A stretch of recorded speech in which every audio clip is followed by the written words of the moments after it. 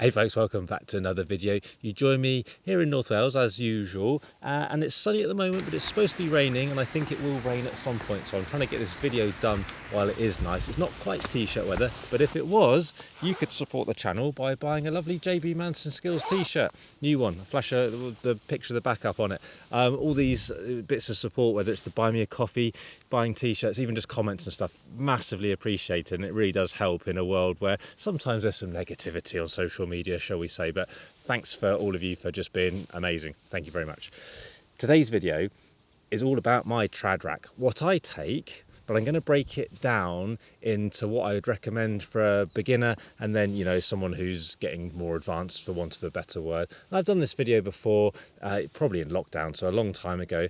There's probably a few little changes, but I thought it was worth doing an update, and it's sunny outside and it's a chance to waffle onto the camera about geeky stuff, trad, geeky climbing. I flipping love it. There are other people around about which I feel very self-conscious, but I'll try my best to concentrate on the camera. The first set of kit is what I'm going to refer to as kind of the personal bits, right? So if I'm going climbing tomorrow and my mate I'm climbing with says I'm bringing the rack, I'm still going to bring these bits. I'm not going to talk about harness, rock shoes, all those things. It's just the trad rack, but these are the bits that I'm going to bring with me. In no particular order, really just the way they come off. I'm always going to take a couple of prussics, right? You can buy them for cheap, you know, just cord and tie your own with a double fisherman's, that's fine. That's what we've all used for years. There are some Gucci options these days. Sterling hollow block, that's a Simmons sewn prusik. Loads of ones available. That's what I like. Nothing wrong with a bit of string though. I carry it on a snap gate. I'll talk about why and stuff as I'm doing this chat as well, so it might be a bit of a long one. But why on a snap gate? Just because it's light, it's on the back of my harness. Some people will say, oh, you should carry a locker because then you've got a locker for those important jobs. I've got lockers elsewhere. So I find that a light snap gate sits on the back of my harness super unobtrusively, and it works for me. And that's a theme throughout this, isn't it? You've got to find what works for you. But a couple of prussiks. Slings, yeah. What I will default to taking, personally, is two 120 centimetre slings. So that's two 120 centimetre slings. These are blue ice ones, they're super nice. This one is a DMM one and it's 240 centimetres. Honestly, I take those by default really. The weight, even if the 240 is like inconsequential, great for chucking over a boulder, linking a few pieces together on a belay, just really good. A lot of people go, oh, you never need a 240, waste of time, you've got the rope. Yeah, fine, but it works for me. I carry them on snap gates rather than screw gates. I would tend to suggest to beginners to carry them on screw gates a bit more, because when you're starting out you have a little bit less judgment, you know, built up from experience. So I err on the side of caution and use screw gates a bit more on belays. When you get the kind of judgments built up from, you know, lots and lots of routes, then you'll kind of see where you can use snap gates a lot more. So this is my personal rack, so it's got snap gates on it, wire gates. On my work rack, I give slings to students with screw gates on them to err on that side of caution. I mix up kit with DMM, blue ice, black diamond. I think you end up knowing what you like. It's great to support local. The DMM factory is just down there. I have spent a ton of money with DMM over the years. So if you are going to comment and say, oh, everything should be DMM to support local, yeah, they've had a lot of my money and will continue to do so. So even these slings, yes, they're blue ice.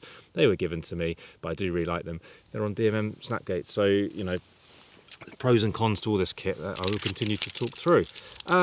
Belay device on a screw gate, an appropriate screw gate. So for me, Gigajoule, I've gone on loads about this on social media, especially lately. I really like it. It's versatile. It's expensive, but it'll last a long time. I use a DMM Phantom with it. Nice, kind of pretty round bar here, which works well with it. I find in assisted or unassisted mode, that is my go-to. Didn't think it was going to be. I thought I'd use it for the test when I was given it, but years later, it's still the go-to one. A nut key. Really important for getting kit back, obviously. It really helps. I have mine on a bit of cord. It's a bit of, you know, accessory cord that could be used for something else. I mean, I have used this as a quick draw before. I wouldn't, you know, default to that, but it's a bonus bit of kit. By having it on a bit of string, I can clip it to the rope and smack away at the nut or whatever. And if I drop the nut key, it's still clipped to the rope or my harness or whatever. So optional, but works for me. You know, those bungee type ones, some people like those bungee type ones. I just like the fact that the string, the cord, it's useful. And then I've got 3 spare screw gates. I like one chunky one. I think that's a Shadow HMS DMM one, but a Shadow HMS rather than the big boa, but I could be wrong. Put it in the comments if I am. Yeah, useful for loads of cloviches, putting lots of things in, good for that. And then the other 2, a bit smaller, the sort of the mini HMS type ones. These happen to be Petzl ones. I really like the Rocker, I think you pronounced that right. I've done a video on it before, but I think that's how you pronounce it. Just nice and small, got the little red bands so you can see really easily if it's done up or not. Nice to use, nice and light. I do really like this attach. I can't get too excited about carabiners and stuff these days. When I was younger I could, but I can get excited about this one. It's just so smooth to use. So if I'm using guide mode, that gets used as the guide mode one. If I'm using a munter hitch, that gets used for the munter hitch. Just a really good sort of belay specific carabiner. There's not a lot of difference for belaying normally between these 2 carabiners, but in guide mode I do like the attach. So that's the personal bits. That's what I'm going to take every single time, whether I'm bringing the rack or not. So then we're getting on to the actual sort of the gear and everything, which I've got behind me. I'll start with Quickdraws, get my words out. Mostly DMM stuff there. You can see I use DMM Phantoms. Been around a while now. Not tiny, but on the small side for sure, which I like because that saves weight, doesn't it? I've got big hands, but I find them nice to use. And then I've got a variety of lengths. I've got 4 sling draws or alpine draws, but they're 60cm slings, tripled up.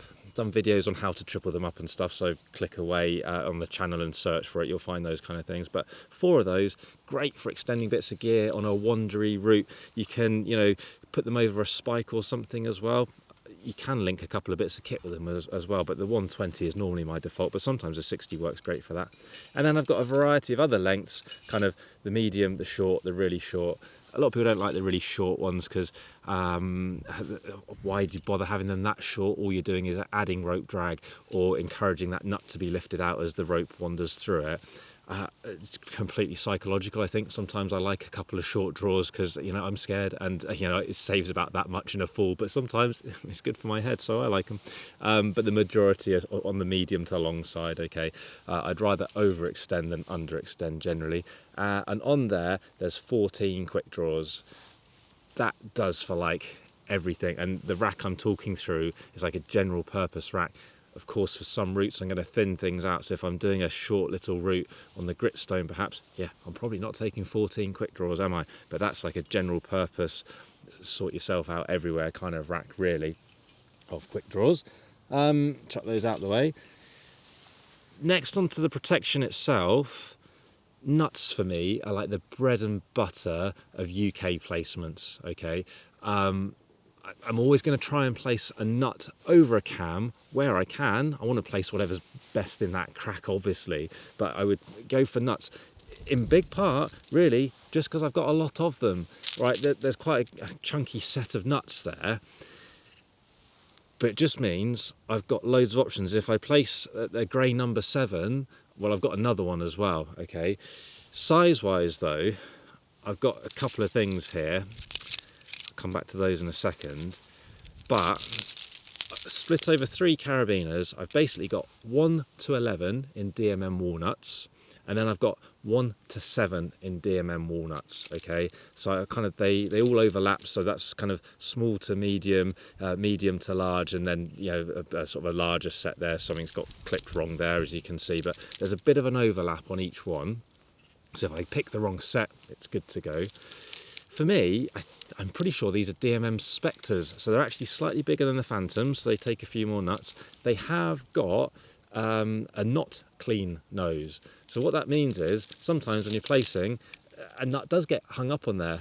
Personally, I like it. It's saved my bacon of dropping a nut a few times. Some people much prefer a clean nose because everything comes off more smoothly. Completely personal preference. Don't get sucked into people telling you that these are the right ones, ovals are the right ones, or, you know, they're the wrong ones and those are the wrong ones. Just find what works for you. I don't like ovals. I find them hard to recognise which is the right way up, but that's just me.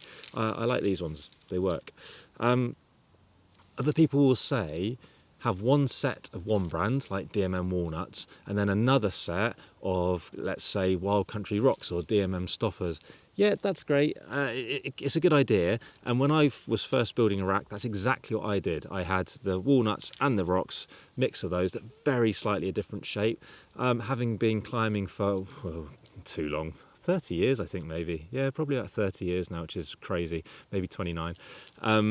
I just don't bother now. I just find that walnuts around here, they're made in North Wales. They work really well in North Wales and actually the rest of the UK and anywhere else abroad I've climbed as well, to be honest. So I just stick with walnuts. I like them.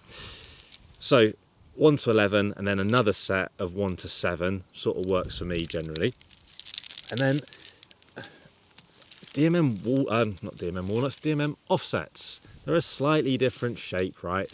And that's a good thing. So it gives me some different options. They go in slightly different shaped cracks and they can turn something from being on a normal walnut, like an awful placement that you can't use and have to fiddle something else in or move on often, to something that's like a sinker 5 out of 5. You can place them all different ways, the same as with every nut. Honestly, worth their weight in gold, I think. I really like them. It's rare I'll leave the ground without them, to be honest. So there's a lot of nuts there. And again, climbing a short gritstone route, would I thin that out a bit? Yes, I would. Climbing a multi-pitch thing, there's more than enough there that will get me up pretty much everything, okay? So we've got the personal kit, we've got the Quickdraws, we've got the nuts. What do we all like to place? Cams. So I have a set here of a relatively shiny black diamond C4s. They've seen some use. I tend to do more sport climbing than trad climbing these days, if I'm honest. But I've done quite a lot this year. Obviously not always on my kit, sometimes on the kit that's of the person I'm climbing with. But I'd never stop trad climbing. It's so flipping good, isn't it? Like proper good adventure climbing. But what I carry is the small grey, which is a 0.4 in a C4, through to big blue, number 3. And that would be my default. Why do I have black diamond cams when I'm not supporting DMM? Because like I say, people comment on these things. I prefer thumb loops. It's that simple. I do like thumb loops. I find them nicer to use. And when I'm climbing for fun, I want to have the nicest time possible. And yeah, I like using them. But there is a potential downside. Sorry if you can hear the dog scratching his floppy ears and right next to the microphone. They're really good cams, undeniably. I do have a set of DMM cams as well. This is what I have on my work rack actually. So I have C4s, the black diamonds on my personal kit, and then on my work kit I have the DMM dragons. They're exactly the same. I'm not sure what the sizes are, and they call it a 0, this one. The colours are the same, but the numbers are different, through to the big blue, which is number 5 in this set. No thumb loops. They're still really nice cams, right? And it is good to support local, obviously. They're all on DMM Snapgates, both of them, Phantoms. The big bonus of DMM cams is if you're in the UK, they're the only ones that you can get reslung easily because DMM will do it. And I think it's £15 per cam, but don't quote me on that. And I think they service it for that as well. So replace any trigger wires, lube them up, all that kind of thing. Any other brand, if you're in the UK, you will struggle to get reslung. There's homemade ways of doing it. They're not as neat as obviously an original manufacturer's job. But sadly, Brexit, blah, blah, blah, don't start me ranting, it's much harder now. So that's a really good reason for potentially buying DMM, as well as the fact they are really flipping good. The extendable slings are nice. If they had thumb loops, I think they were the best cams going. As it is, there's just not much difference. There's like a pro and a con to every brand of cams, really. DMM cams are super nice, like I say, though. Just while we're on the subject, Wild Country, get a bit of best of both worlds there, that you have got the extendable sling and you've got a thumb loop as well. That's really nice, isn't it? I just don't find them quite as nice to use. It's just completely a subjective thing. You struggle to get them reslung as well. Wild Country, whilst they were based in the UK for a long time, none of the manufacturing is now, so you can't get them reslung at the moment. Totems, because we have to mention totems because people flipping love totems, and rightly so. They're super nice. You can get these reslung. You have to send them back to Spain, and I'm not sure on the price, but you can get them done. They probably won't last as long in general. The construction is a unique style, and I would consider a set of totems a brilliant second set of cams. They really do open up some great options, and they're really confidence inspiring when they're in. I really do love them. More expensive, I think they retail at over 100 now. Totem cams, love them. Probably a second set of cams though, which you might have in the future, but won't be on your beginner kit, obviously. And then for me, I have some smaller cams. These, can't buy them anymore, but they're totem basic cams. Other options would include like the Black Diamond Z, what are they called? Z4s. And there's different ones by Fixie, little basically evolutions of aliens. DMM make the dragonflies. These are my favourites. You can't buy them, so it's slightly moot. But my main set of cams, like I said, silver to blue. I add in these if I'm on a kind of crag that requires smaller bits of kit. Sometimes that might be grade related. I tend to take them by default E1 upwards. Slate climbing, yeah, you really want some smaller cams for sure. And with the smaller set of stuff also comes a smaller set of wires. So these DMM brassies are brilliant. There's imps and whatever they call the offset ones, so I think that's the right way around. Carried again on a DMM Phantom, this one, because they're small gear, so I put them on the smallest crab I can, really. That's still a full size rather than those silly like Edelrid 19G type things. In the right place, great. The brass ones, they keep their strength a bit better in the smaller sizes because the construction is different. Not going on your first set, like when you're starting out, don't bother, but as you progress through the grades and all that kind of thing, they're going to be really useful. I do have these half nuts as well, really good. I don't think quite as good as the DMM offsets. These are by DMM as well. A little bit more niche basically. When they're good, they're really good. Not quite as strong per size because they're single wire construction, but they do open up some good placements. So when they're good, they're really good.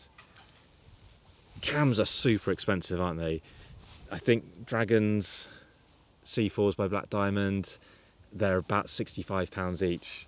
When you're starting out in the UK, buy that set of nuts for sure. Cams, if you've got the money, buy them, right? But they do take a bit more knowledge to place, probably not like loads, not like it's rocket science, but they do take a bit more experience to place probably, because you know a nut is a wedge-shaped thing that goes in a wedge-shaped crack. Really, the cams require a bit more judgment, but you know you're still going to use them super as soon as you can, basically. So early doors and all that. But they are expensive, you know, get them cheaper if you buy them in like a set of 4 or 6 or whatever they come in. But what you could take, I don't know if you can see them in shot, is these noisy things that are going to jingle jangle. Hexes. Got 4 sizes there, DMM torque nuts, racked on 2 carabiners, so it's basically 2 torque nuts per carabiner. These are Spectres on there, DMM Spectres. They're great, aren't they? So the Big Blue is about the size of the Big Blue cam, but it's so much cheaper. Can't remember the price, but you're probably getting a set of torque nuts for about the price of 1 cam, and they're actually, you know, lighter per item as well. And again, how confident you're going to feel if you've wedged that Big Blue into a crack and you're climbing above it thinking, oh, I'm a bit nervous. You look down at that, go, oh, flipping, yeah, that's great. So really confidence inspiring. I will probably carry cams or hexes unless the crag dictates that one is going to be loads better. So it's normally going to be cams, but if I'm climbing on the Boulder Ruckle and Swanage down in Dorset, for example, hexes can be great there. So I'd probably still carry the cams, well, I definitely would, but I might chuck the hexes on as well. So some places they work really well. They can cam if you place them right, but honestly, most of the time we probably just place them like a big nut, really. Anything we haven't mentioned, I don't carry a lanyard by default on trad. If I was somewhere with bolted belays but trad routes like the Alps or Dolomites, something like that, then yes, maybe I would, but by default, no. I've got slings, I've got rope, I don't feel the need for a lanyard. I sometimes carry the Kong GG. It's a niche thing, it's not going on your starter kit, but if you're doing a lot of guide mode belaying, especially at work, less than £10 and actually really good because they're super smooth to use. So you'd have it in addition to your belay device, but can be really nice and an absolute elbow saver. I don't carry a single rope thing on trad because I'm nearly always using 2 ropes on trad, double ropes, half ropes, whatever you want to call them. If I was to go climbing on a single rope on trad and decide it was okay to use a full like assisted belay device like this, I would use the pinch probably over the gree. I really like it. It is a bit heavier, I believe. I think I'm right in saying that. It's been a while since I did the review of it, but really nice to use. I'd probably go for the pinch if I was. I think that's it. I think that's everything. The only thing I have dangling around is this DMM sling, because that was part of my rant about people telling me off for not supporting UK stuff with DMM down there. And it's on, like I say, a smallish carabiner that I can't remember the name of, but a locker that's off my work rack. So that's what gets given to customers when they're borrowing kit. Because like I say, erring on the side of caution. I hope that was interesting. A lot of waffle. A lot of kind of DMM's words, a lot of Black Diamond words, a lot of mentioning snapgates and phantoms and all that kind of stuff, but that's what I've got. So remember, personal kit comes with me every time, and I know, sorry on the microphone, that there's a lot of this clicking picked up, but personal kit, get it. Even if you're just starting to climb and you've decided you liked it and you're climbing with someone who's supplying the rack all the time, these are the first bits I'd buy, so you can kind of be self-sufficient in that regard. I'll clip those all together, dogs get wandering off. That's what I'd have, personal stuff. Then the nuts, buy some of them. Oh, hang on, forgot the Pro6 off the personal kit. Once you've got a set of nuts, you can actually go climbing. As long as you've got something to clip them to, which is going to be Quickdraws. Cams, yeah, in the lower grades, do you need them? Need or want is a very different thing, isn't it? It's 2025. It's not like there's some like alien development of like weird technology. They're cams. We've had them since the 70s. They're really good. Nuts are always going to be the bread and butter. Then we're going to go more niche of smaller stuff, be that brassies, be that small cams. I think that's about it, really. I haven't mentioned tricams, never owned any, probably never will. I know they can work some places, but they've never made it onto my rack, and yeah, I'm probably sure they never will, really. Questions? Chuck them in the comments below. I hope it's been interesting. I know it's been waffly, but click the like button, smash the subscribe button, find us on Insta, find us on Facebook, use the Buy Me a Coffee link, buy a t-shirt if you want to wear a t-shirt, get something for your money. All the support, massively appreciated. I'm going to run away and hide because there's too many people here and it's embarrassing chatting to a camera when it's like that, and see where the dog's gone. As always, massive thanks for watching. More videos coming up very soon.